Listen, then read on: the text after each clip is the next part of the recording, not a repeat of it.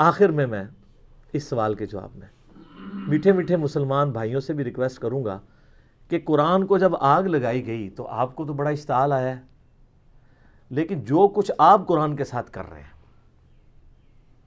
یہ کتاب زندگی تھی، کتاب ہدایت تھی، انہوں نے آگ لگائی ہے، آپ نے آگ لگائے بغیر اس کتاب کے اوپر پابندی لگا دی ہے، اسے جزدان میں لپیٹ کے سب سے اونچی جگہ پہ رکھا ہوا ہے جہاں سے کوئی غلطی سے بھی نہ اٹھا لے، اپنی بچیوں کی رخصتی کے لیے بچوں کو نیچے سے گزارنے اور پیپر دینے کے لیے بچوں کو جانے کا یہ ذریعہ بنایا ہوا ہے، اس سے زیادہ آپ قرآن کو اہمیت نہیں دیتے، تو شامت تو آپ کی بھی آنی ہے، قرآن کی بے حرمتی تو آپ نے بھی کی ہوئی ہے۔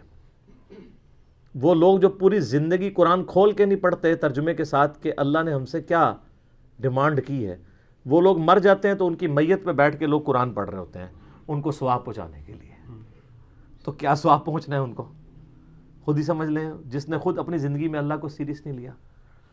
سورۃ الفرقان کی آیت نمبر 30 ہے، 30 قرآن حکیم میں سخت ترین آیات میں سے ہے، پارہ نمبر 19 کے پہلے پیج پہ، وقال الرسول یا رب ان قوم اتخذوا هذا القرآن مہجورا۔ نبی صلی اللہ علیہ وآلہ وسلم شکایت کریں گے کہ اے اللہ میری امت نے قرآن کو پیٹھ کے پیچھے ڈال دیا تھا۔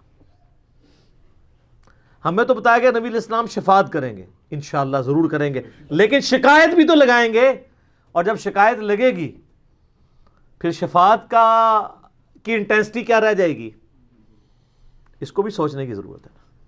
نبی علیہ السلام پوری زندگی قرآن قرآن قرآن قرآن۔ سورہ ال عمران کی آیت نمبر 103 ہے، وَاعْتَصِمُوا بِحَبْلِ اللَّهِ جَمِيعًا وَلَا تَفَرَّقُوا۔ اللہ کی رسی یعنی قرآن، وہ غدیر خم کی حدیث ہے صحیح مسلم میں، انٹرنیشنل نمبر کے مطابق 6225 سے 6228 تک، اللہ کی رسی اس کتاب کو کہا گیا ہے، مضبوطی سے پکڑ لو اور فرقہ واریت میں مت بٹو۔ مطلب یہ ہے کہ بائنڈنگ فورس امت کے لیے فرقہ واریت سے نجات کے لیے قرآن ہے، تبھی کہا گیا نا کہ اللہ کی رسی کو پکڑو، بائنڈنگ فورس ہوگی تو پھر آپ علیحدہ نہیں ہوں گے نا۔ اور اس کو وائس ورثہ بھی کر لے کہ جو اللہ کی کتاب کو چھوڑے گا وہ لازمی فرقہ واریت میں پڑ جائے گا، اینڈ وائس ورثہ۔ فرقہ واریت کو ختم کرنے کے لیے کتاب اللہ کو پکڑنا ہے، اور اگر چھوڑیں گے تو فرقہ واریت آٹومیٹکلی ہو جائے گی۔ اسی طریقے سے صحیح مسلم میں 2005 نمبر حدیث ہے، اللہ کے محبوب صلی اللہ علیہ وآلہ وسلم جب بھی کوئی تقریر کوئی خطبہ دیتے، چاہے جمعے کا ہوتا عیدین کا ہوتا، آپ علیہ السلام ہر خطبے کا آغاز اس سے کرتے، حمد و صلات کے بعد، فَإِنَّ خَيْرَ الْحَدِيثِ کتاب اللہ، آگاہ ہو جاؤ کہ بہترین کلام، بے شک سب سے بہترین کلام اللہ کی کتاب ہے، وَخَيْرُ الْهَدِي هَدِيُّ مُحَمَّدٍ صلی اللہ علیہ وسلم، اور ہدایت یافتہ راستہ محمد صلی اللہ علیہ وآلہ وسلم کا ہے، وَشَرُّ الْأُمُورِ مُحْدَثَاتُهَا، اور بدترین کام وہ ہیں جو دین میں خود سے داخل کر دیے جائیں، وَكُلَّ مُحْدَثَةٍ بِدْعَةٍ، اور تمام نئے کام بدعتیں ہیں، وَكُلَّ بِدْعَةٍ ضَلَالَةٍ، اور تمام بدعتیں گمراہیاں ہیں، وَكُلَّ ضَلَالَةٍ فِي النَّارِ، اور تمام گمراہیاں دوزخ میں لے جانے والی ہیں۔ یہ صحیح مسلم میں بھی، سنن نسائی میں بھی، ابو داؤد ترمذی ابن ماجہ میں بھی سکیٹرڈ فارم میں یہ سارے خطبے موجود ہیں۔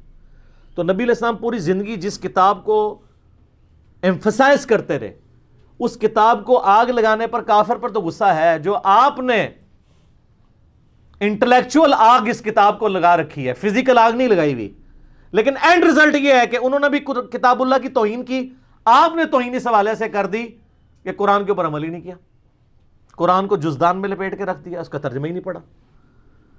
اور یار کوئی گورا بھی آپ کو خط لکھے نا تو آپ 4 دوستوں کے پاس جائیں گے اس کا ترجمہ کروانے کے لیے، اور جو اللہ نے آپ کی کتاب زندگی آپ کی طرف بھیجی، آپ کے پاس یہ ٹائم بھی نہیں کہ اس کے ترجمے ہوئے میں۔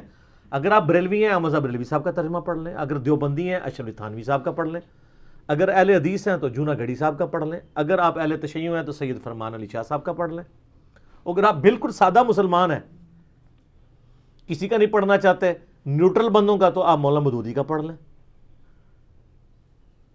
اور اسی طریقے سے فتح محمد جلندری کا پڑھ لیں، وہ پڑھو صحیح، روند نہ مارو۔ تو قرآن کو انہوں نے آگ لگائی بھی ہے اور آپ نے آگ لگائے بغیر قرآن بین کیا ہوا ہے، اور اس سے بڑھ کر یہ کہ انڈیا پاکستان بنگلہ دیش کا مولوی کہتا ہے قرآن ڈائریکٹ نہ پڑھنا گمراہ ہو جاؤ گے۔ یہ جو یہودی نما مولوی آپ کے ممبر پہ چڑھا ہوا ہے، اگر آپ کو کوئی یہودی عیسائی آ کے کہ قرآن نہیں ڈائریکٹ پڑھنا آپ گمراہ ہو جاؤ گے، آپ کہیں گے اللہ کا دشمن ہے، اور اگر مولوی کہتا ہے تو آپ کہتے ہیں سبحان اللہ بالکل صحیح کہہ رہے ہیں مفتی صاحب۔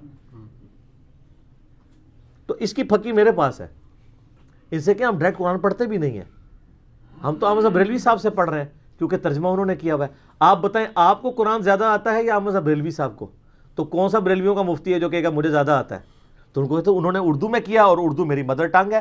جس طرح صحابہ کرام کی مدر ٹنگ تھی عربی, ان کو کسی سے ترجمہ نہیں کرانا پڑتا تھا. زیادہ تر صحابہ بالکل امی تھے, ان پڑھ تھے, لیکن ان کی زبان تھی, ان کو سمجھ آتی تھی. اب اردو تو ہماری اپنی زبان ہے نا, اردو سیکھنے کے لیے تو ہمیں کسی مولوی کے پاس جانے کی ضرورت نہیں ہے. اور اگر مولوی کے پاس جانا ہے تو سب سے بڑے مولوی نے ترجمہ کر دیا احمد بریلوی صاحب نے. دیوبندی سے پوچھیں کہ آپ کو زیادہ علم ہے یا اشرف تھانوی صاحب کو, کہے گا تھانوی صاحب کو. تو ہم کہیں ہم تو ان سے پڑھتے ہیں, انہی کا ترجمہ ہے. اور یہ ترجمے انہوں نے کیا قرآن بیچنے کے لیے اور پیسے کمانے کے لیے لکھے تھے یا عوام الناس کی بھلائی کے لیے؟ بھلائی کے لیے. تو سر اس بھلائی سے ہمیں نفع بھی نہیں آپ اٹھانے دیتے. کہتے ہیں علماء سے دور کرتے ہیں. سر ہم کہتے ہیں علماء سے جوڑے ہیں, ہم ہی تو جوڑ رہے ہیں, دور نہیں کر رہے. ہاں جو سو کالڈ مولوی بنے ہوئے ہیں جو قرآن سے دور کرنا چاہتے ہیں, ہم کہتے ہیں ان سے بچیں, نقالوں سے ہوشیار رہیں. آج گورے کو قرآن کا ترجمہ انگریزی میں پڑھ کے ہدایت مل رہی ہے. 2007 میں کلنٹن پاکستان آئے, 2 دفعہ پریزیڈنٹ رہے ہیں امریکہ کے. میں نے خود جیو کے اوپر ان کی یہ ویڈیو دیکھی ہوئی ہے, یوٹیوب پہ بھی آپ کو امید ہے مل جائے گی. اسلام از دا فاسٹسٹ گروئنگ ریلیجن ان امریکہ. کیوں؟ وہاں کس حافظہ اللہ, کس رحمہ اللہ, کس آیات اللہ, کس دامت برکاتم عالیہ, کس مدہ ذلہ کی دعوت پہنچی ہوئی ہے. قرآن کا ترجمہ جب 2001 میں ٹوئنس ٹاور کے اٹیک کے بعد اسلام کو ملائن کیا گیا, لوگوں نے اسلام کو اسٹڈی کرنا شروع کیا, اسلام کی طرف مائل ہو گئے. اور بخاری مسلم میں حدیث ہے, نبی صلی اللہ علیہ وآلہ وسلم نے فرمایا اللہ تعالیٰ نے ہر نبی کو کوئی نہ کوئی معجزہ دیا تھا, اور مجھے اللہ نے وحی کا معجزہ دیا ہے. نبیوں پر ایمان لانے والے لوگوں کی تعداد ڈیپینڈ کرتی تھی اس نبی کو دیے گئے معجزے پر. مجھے اللہ نے وحی کا معجزہ دیا ہے, میں اللہ سے امید کرتا ہوں سب سے زیادہ متبعین قیامت والے دن جنت میں جانے والے میرے ہوں گے, کیونکہ میرا معجزہ سب سے بڑا ہے. اور بخاری مسلم میں حدیث ہے, آپ علیہ السلام فرمایا جنتیوں کا نصف امت محمدیہ سے صلی اللہ علیہ وسلم. جامعہ ترمذی اور سنن ابن ماجہ میں حدیث ہے, نبی صلی اللہ علیہ وآلہ وسلم نے فرمایا جنتیوں کی 120 میں سے 80 صفحے میری امت سے ہیں, قرآن کی وجہ سے. یہ معجزہ. پھر صحیح مسلم میں جو 2950 نمبر حدیث ہے, حجۃ الوداع کی ڈیٹیلڈ حدیث, امام باقر علیہ السلام نے جابر بن عبداللہ سے جو روایت کی ہے, امام محمد باقر بن علی بن حسین بن علی, یعنی امام حسین کے پوتے تھے, امام جعفر کے والد, جابر بن عبداللہ سے وہ روایت کرتے ہیں. اس میں الفاظ ہیں, بڑی لمبی حدیث ہے, کہ حجۃ الوداع کے موقع پر نبی علیہ السلام نے فرمایا تھا میں تم میں وہ چیز چھوڑ کے جا رہا ہوں کہ جسے مضبوطی سے پکڑ لوگے تو میرے بعد کبھی بھی گمراہ نہیں ہوگے, وہ اللہ کی کتاب ہے. مسلم شریف میں صرف اللہ کی کتاب کا ذکر ہے. ہاں ایک حسن درجے کی روایت ہے, اس کو سپورٹو, وہ المستدرک الحاکم میں ہے,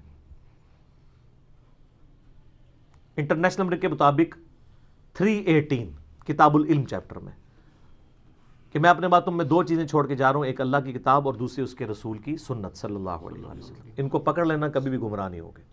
اور ظاہر ہے سنت کو ماننا قرآن کو ماننا ہی, قرآن نہیں ہمیں سنت کی طرف ترغیب دلائی ہے نا.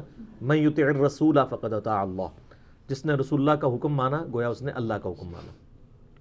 قل ان کنتم تحبون اللہ فاتبعونی یحببکم اللہ, اگر تم اللہ سے محبت کرتے ہو تو پھر نبی علیہ السلام کی اتباع کرو, پھر اللہ بھی تم سے محبت کرے گا.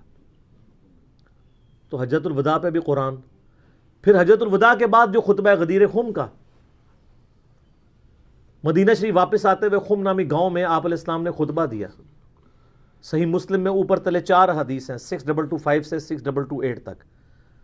آپ علیہ السلام کے الفاظ ہی کنکلوڈنگ ہے, اے لوگو آگاہ ہو جاؤ, میں بھی ایک انسان ہوں, قریب ہے کہ اللہ کا قاصد یعنی موت کا فرشتہ میرے پاس آئے اور میں اس کی دعوت قبول کر لوں. میں اپنے بعد تم میں 2 بھاری چیزیں چھوڑ کے جا رہا ہوں, ان میں سے پہلی چیز اللہ کی کتاب ہے, اس میں ہدایت ہے, اس میں نور ہے. تم اللہ کی کتاب کو پکڑو, اپنا تعلق اس کتاب کے ساتھ مضبوط کرو. اللہ کی کتاب اللہ کی رسی ہے, جو اسے پکڑے گا ہدایت پر ہوگا, جو چھوڑ دے گا گمراہ ہو جائے گا. اور زید ابن ارقم کہتے ہیں پھر نبی علیہ السلام ہمیں ترغیب دلاتے رہے, اللہ کی کتاب, اللہ کی کتاب, اللہ کی کتاب, لیکن امت نے چھوڑ دی کتاب. اور پھر فرمایا دوسری بھاری چیز میرے اہل بیت ہیں, میں اپنے اہل بیت کے معاملے میں تمہیں اللہ کا خوف دلاتا ہوں. 3 دفعہ یہ بات ریپیٹ کیا آپ علیہ السلام نے. لیکن امت نے نہ قرآن کو پکڑا اور نہ اہل بیت کو چھوڑا, ساروں کو ذبح کر دیا, بالکل الٹ نصیحت پہ چلے. وہاں پہ بھی اللہ کی کتاب کو پکڑنے کا حکم تھا. پھر بخاری اور مسلم دونوں میں حدیث ہے نبی اسلام کے وفات والے چیپٹر میں عبداللہ ابن ابی اوفا سے کسی نے پوچھا کہ بتائیے کہ یہ وصیت کرنا کیوں ضروری ہے؟ کیا اللہ کے نبی علیہ السلام نے بھی وصیت کی تھی؟ انہوں نے کہا یہ وصیت کرنا اس لیے ضروری ہے کہ قرآن میں وصیت کا ذکر آیا ہے اور اللہ کے نبی علیہ السلام نے ہمیں قرآن پر چلتے رہنے کی وصیت کی تھی. یعنی وصی رسول کون ہے؟ کتاب اللہ. پھر صحیح مسلم میں حدیث ہے 1897 سیدنا عمر کہتے ہیں کہ میں نے نبی علیہ السلام سے خود سنا تھا کہ اللہ تعالیٰ اس کتاب کی وجہ سے لوگوں کو عروج دے گا اور اس کتاب کی وجہ سے ذلیل کرے گا. تو ڈاکٹر اقبال نے جواب شکوہ میں بھی کہا نا، وہ زمانے میں معزز تھے مسلمان ہو کر اور تم خوار ہوئے تارک قرآن ہو کر. یعنی تمہاری ذلت کا سبب جو ہے وہ قرآن حکیم کو چھوڑنا ہے. تو قرآن حکیم پہ تو اتنی زیادہ حدیثیں ختم نہیں ہوں گی. صحیح مسلم میں 534 نمبر حدیث ہے، القرآن حجت لک او علیک. قرآن قیامت والے دن یا تو تیرے حق میں دلیل بنے گا یا تیرے خلاف دلیل بن جائے گا. استغفر اللہ واتوب الیہ. سر جب قرآن کسی کے خلاف دلیل بن گیا اس کے پاس کیا سہارا رہ جانا ہے بچنے کا؟ بخاری اور مسلم میں حدیث ہے نا، حدیث شفاء ڈیٹیلڈ، اس میں یہ بھی الفاظ ہیں، نبی علیہ السلام فرمایا جب میں آخری دفعہ دوزخ کی طرف جاؤں گا نا تو مجھے بتایا جائے گا کہ اب دوزخ میں صرف آپ کے وہ امتی رہ گئے جنہیں قرآن نے جنت میں جانے سے روک لیا اور وہ کبھی بھی جنت میں نہیں جائیں گے. کون؟ انہ من یشرک باللہ فقد حرم اللہ علیہ الجنہ ومأواہ النار وما للظالمین من انصار. مشرک کو قرآن روک لے گا. ان اللہ لا یغفر ان یشرک بہ ویغفر ما دون ذلک لمن یشاء. بے شک اللہ شرک کو تو معاف نہیں کرے گا، اس کے علاوہ جتنے گناہ ہیں جس کے لیے چاہے گا معاف کر دے گا، وہ بھی اوپن لائسنس نہیں ہے.